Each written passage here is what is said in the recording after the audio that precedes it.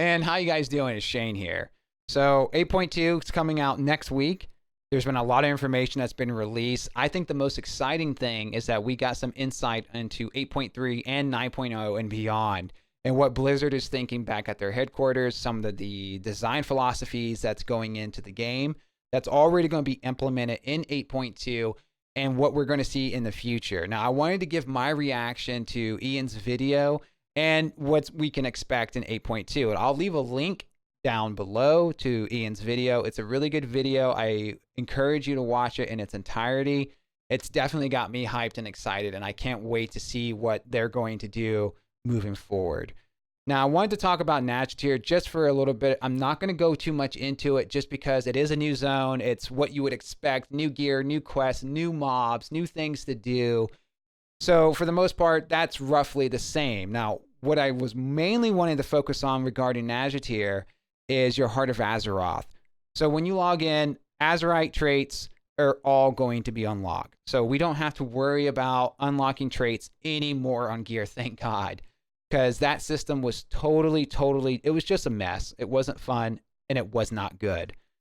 But that's been removed. So now all your traits are unlocked, and you can mix and match and have fun and don't have to worry about your Azeroth level anymore. Instead, what the Azeroth, or the Heart of Azeroth, is going to do is implement a new system called the Azurite Essence System. Now, the Azurite Essence System is made up of 3 major slots and 4 minor slots. And you get an essence doing any type of content. We're talking raiding, PvP, questing, looking for treasures.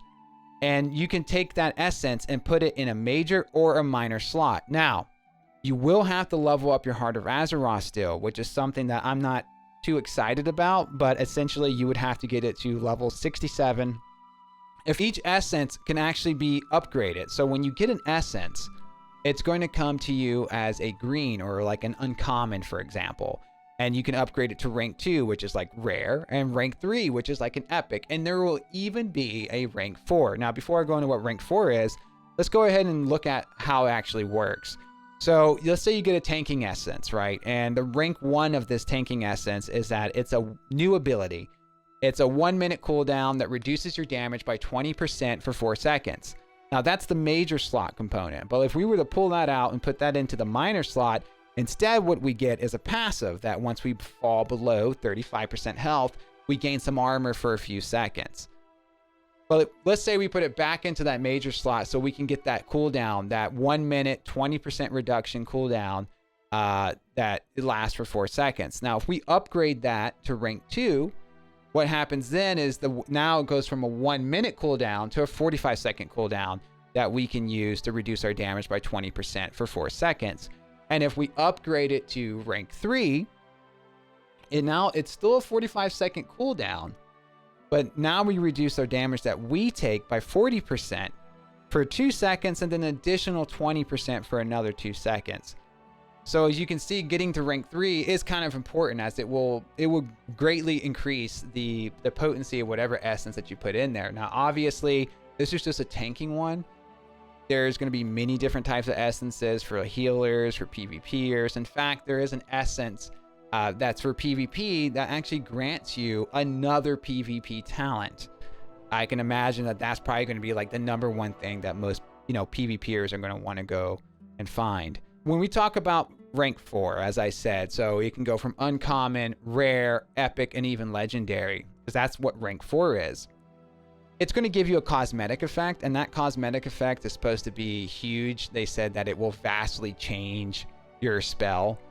So I'm assuming that it's going to be something pretty crazy that's everyone's going to know that you have it, essentially. So when you get the rank 4, everyone's going to know that you have rank 4. And I'm assuming rank 4 is going to come off of a lot of mythic bosses, or maybe like reaching a high rating in PvP.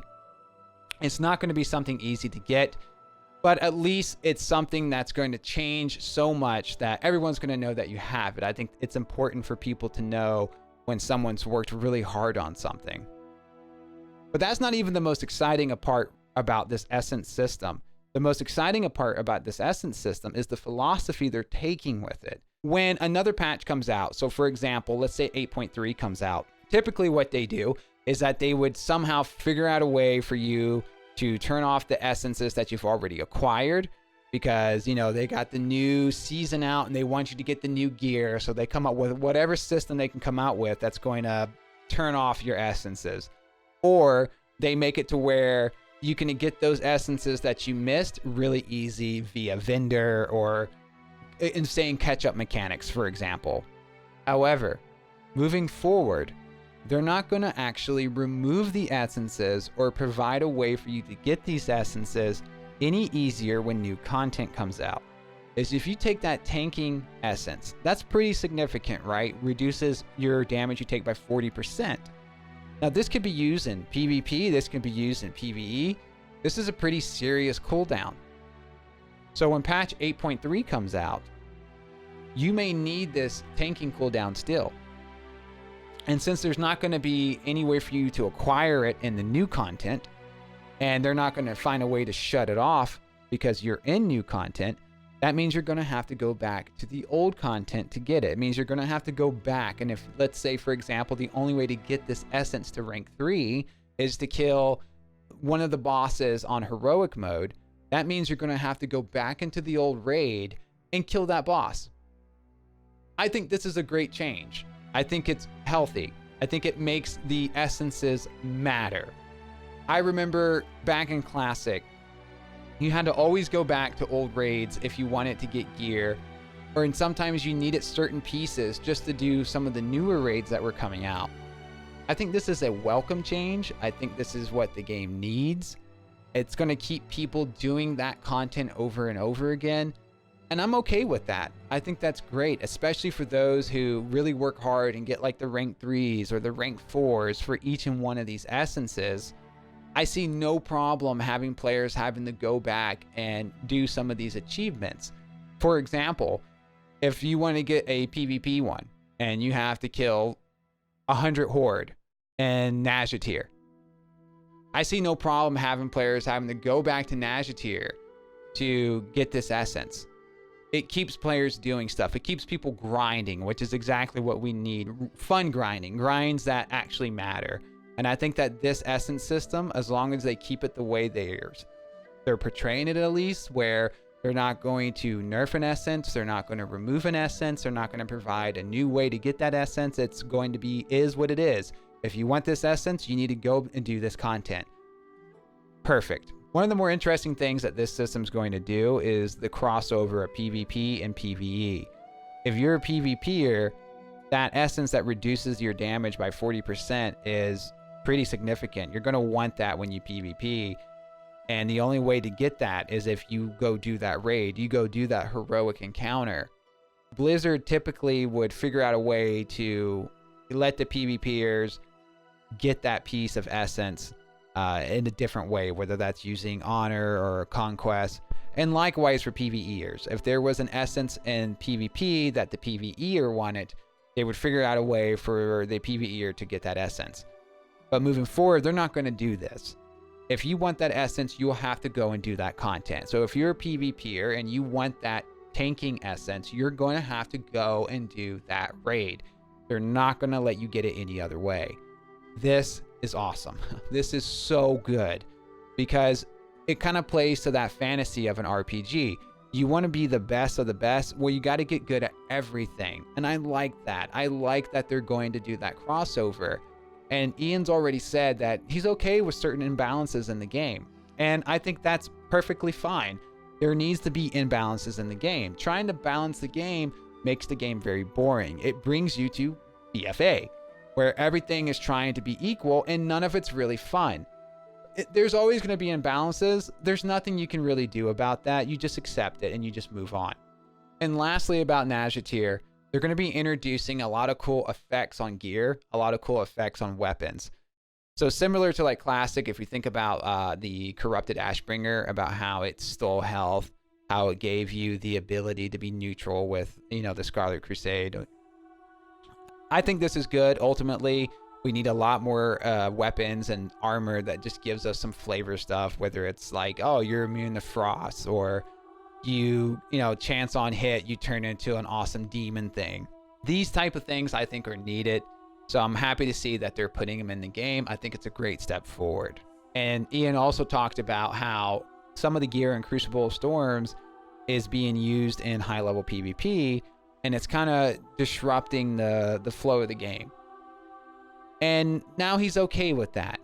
And again, I can't stress how awesome that is. I don't see a problem, especially back in the day when someone got the Corrupted Ashbringer and they just went into Battlegrounds and they just killed everybody. I mean, that's fine. It's a rare item. You should feel powerful. So just because it's PvP, it doesn't mean everything needs to be balanced. This is an RPG at its core. So if you get a rare item or a special weapon or a powerful artifact, you should feel powerful even when you fight players. And I'm happy to hear that he's okay with that now, because that's a lot of fun. Even though sometimes it sucks when you got killed by something super powerful like the Corrupted Ashbringer, but you could appreciate it because you're sitting there thinking, I just got hit by the Corrupted Ashbringer. That's why I just got my face melted. Totally makes sense. I'm very happy about that change. It's a good change moving forward. Now, one of the things I am excited about a lot is Mechanon, which is the second area that we're going to get to explore. Now, in this area, the philosophy behind the zone is very different than what we're used to or have been used to for a long time. Blizzard has decided to bring back a lot of the old school feelings behind zones and some of the mechanics that has been removed from the game. And to start off, one of the things that you're going to notice when going to Mechanon that is going to be very different is quests are not going to appear on your map. You're actually going to have to explore the zone if you want to find quests. Now, sure, there'll be add-ons that'll help you, but when it first launches, there's going to be a lot of exploration that you're going to have to do throughout the zone, but at least you'll be rewarded for it. There's not going to be anything that's going to hold your hand. You're going to actually have to go to every NPC, talk to every NPC, interact with everything you see on the floor, because anything can give you a quest. Anything can lead to something else, and that's awesome. Exploration is needed. It's something that's missing from the game right now. Another change that they're doing in Mechanon, which I'm super excited about, so rares are actually going to be rare again. No longer are we going to have those rares that you kill and you wait 10, 15 seconds and they just pop up again. No. We're going back to the original rares where they're on completely different spawn timers, wacky spawn timers. Some are 30 minutes. Some are 6 hours. Some may not spawn for a couple of days. So you never know really which one you're going to get, right? You don't know if this rare is going to be up in the next 10 minutes or if you're going to be sitting there for the next 30 minutes or maybe an hour. This is awesome.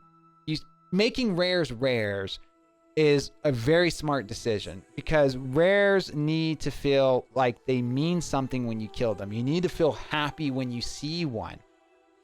And I can't believe I'm going to say this. I actually miss camping. And at the time, I hated camping. I always complained about it. But when I look back on it, I think it actually had some of the best moments of my life or best memories of my Warcraft experience camping. Usually when you camp, you're sitting there with a group of people and yeah, you're spamming consecration, hitting tap target, spamming taunt, trying to pick up that ad as soon as he spawns. But the whole time you're hanging out with your buds, you're making fun of stuff, joking around, having a good time, talking about Warcraft, just talking about life in general. And it's like actual camping. It's like, when you go outside and camp, you pass the time by chilling out and bonding. And I think that was good for the game. So I kind of miss camping.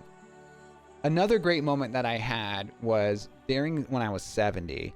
I was in Shilazar Basin and I was leveling up an ult. I seen Lokanag, which is a very rare spirit beast of the time. And the first thing I did, I was like, oh my God, there's Lokanag. So I was super excited. But I didn't kill him. Instead, I called up my buddy. It was like 3 or 4 a.m. in the morning. Woke him up and told him, oh my God, dude, Lokanag's right here. So he was a hunter. And he immediately jumped out of bed, logged on. And the whole time he was just like, follow him. And I was just following him through Shilazar Basin. And when he got there, obviously he tamed it. And he was incredibly happy. That's an awesome experience. because Lokanak was such a hard spawn to even find. Like, to see Lokanak, it was just awesome. To help someone get Lokanak, it was just an amazing feeling. And that's because rares were rares. It was something that you just had to be very lucky to find. And when you found it, you just felt like you achieved something. So I'm happy to know that Mechanon's bringing back some of these rares that desperately need to be in the game. Because let's face it, the silver mobs that we kill now, those are not rares. Those are just mobs that just spawn on a 2-minute timer. Something else that they're going to be introducing in Mechanon is this new pseudo profession. So we're going to get a new profession called Junkyard Tinkering. And the way this profession works is every time you kill a mob or complete quests or find stuff in Mechanon, you're going to get parts, screws, bolts, etc. And you can go back to like the little home base there, and you can upgrade things. You can make mounts, you can make gear, you can just make things easier, give yourself buffs. Now, this is really awesome, I think, giving us like a little profession to work on the entire time we're in the zone. And more importantly, they're going to implement this alongside the fact that Mechanon is not going to be time gated. Thank God. And the way this works is, even if you run out of all your quests, even if you run out of everything to do, and you're waiting for resets because you need your dailies to get higher in your rep so you can continue the quest line, you still will be earning all your mats for your Junkyard Tinkering. So even though you may not be doing quests or you may not be getting rep, you'll still be able to acquire different mats and materials to make your questing experience easier in Mechanon. And lastly, about Mechanon, we're going to get a special trinket that we can actually create. We customize the trinket by putting different punch cards into it. It's kind of like socketing gems into it, and we can control what we want this trinket to be. That's kind of cool. I look forward to that. Lastly, what I'm most excited about is at the end of the video, Ian talked about class fantasy and how they've pruned way too much out of the game. And classes don't feel like classes anymore, that each spec feels different from the other spec, and that doesn't feel good and players are not happy. I could not agree more with this. So you take a mage, for example. Fire, frost, and arcane all feel different from each other. That's because when you pick a mage, you don't have fireball, you don't have ice bolt, you don't have arcane blast. You can only have that if you pick that spec. Where originally, if you were a mage, you had all three of those. And then you decided what specialization you want it to be. And that makes sense from a fantasy RPG stance. If you understand fire more, if you like fire more, then you're going to put your points in the fire because that's what you want to be. You can still use Frostbolt, you can still use Arcane Blast, but it won't be as strong as your fire spells. Well, this is how it works with any RPG. And by removing these things, he really took class identity away from everybody. And so to see him admit to this and that they want to go back to this is super exciting. And what's got me even more excited is that he talked about warrior stance dancing. Warriors, for me, PvP warriors is some of the best things about this game for me. Back when you could stance dance. And he gave the example about how you had to switch stances in order to do spells. So for example, if you wanted to do spell reflect, you needed to switch to defense stance, de-equip your two-hander, equip your one-hander and shield, then hit spell reflect, and then quickly de-equip that, go back to battle stance, put your two-hander back on, and then use hamstring. And he said that he feels that that might be too jarring to go back to that fast, but they are looking at it. Now, this excites me the most out of everything that's been said. My opinion is you just need to rip the Band-Aid off and just do it. I think that the current path, how you've had too much pruning in this game, has really ruined it. So if you go ahead and just make it happen, just change it, it may upset some people, but for the most part, I think it's going to attract a lot of players back to the game and make a lot of people happy. So overall, what do I think about all this information? Well, I think that 8.2 It's not going to really bring in a lot of new people. I think it's more or less for people who are currently invested into the content. It's going to energize them. It's going to revitalize their spirits and get them excited for 8.3. And it's going to get them excited for 9.0. I don't think that we'll see a lot of big super changes like what we're talking about in terms of class fantasy, bringing back all that stuff that they've pruned away from us. That probably won't happen to 9.0. But it is nice to hear. It's glad to hear that they're finally admitting to it, that they're finally listening to the players. It's about time. And I really can't wait to see what's next for WoW. I hope you enjoyed the video. Now, if you liked the video, leave a like. If you really liked the video, hit the subscribe button. Follow me on Twitter and Twitch at D2Games. I'll leave the links down below, and I'll talk to you next time.